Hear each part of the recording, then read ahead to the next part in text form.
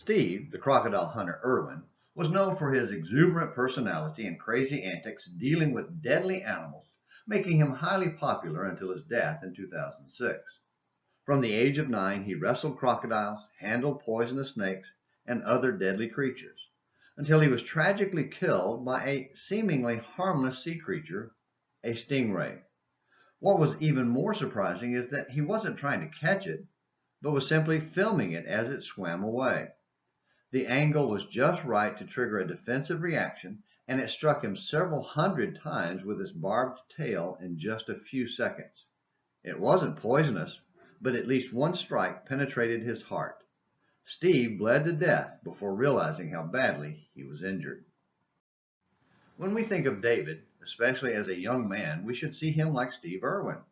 We should see him as an exuberant, charming person who naturally attracted friends and followers. He was also a risk taker. Having fought a lion and a bear as a young man, he was the one who would stand and face danger when most others would run in terror. He certainly embarrassed his brothers and Israel for their cowardice as he boldly walked down into the Valley of Elah to take on Goliath.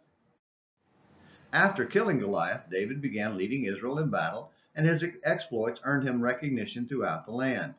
The people began to sing about him, and everyone that met him was impressed with him, 1 Samuel 18, verse 5. He was constantly in battle, risking his life fighting against deadly soldiers, but apparently never seriously hurt. However, David's deadliest threat wasn't among the Philistines. No, it was a friend and fellow soldier, Saul. King Saul became jealous of David and began to see him as an enemy, 1 Samuel 18, verse 8, verse 12, and verse 29. David just saw him as his king and the father of his best friend Jonathan, 1 Samuel 18, verses 1 through 4, until one day when David was entertaining Saul with music, Saul suddenly threw a spear at him, 1 Samuel 18, verses 10 through 11. That event began a decade-long dance with death as Saul continually tried to kill his humble servant. Until his death, Steve Irwin was constantly risking his life to protect deadly animals. David was like that with Saul and refused to strike back, though constantly dodging attacks. Instead, he was dedicated to trying to protect the king.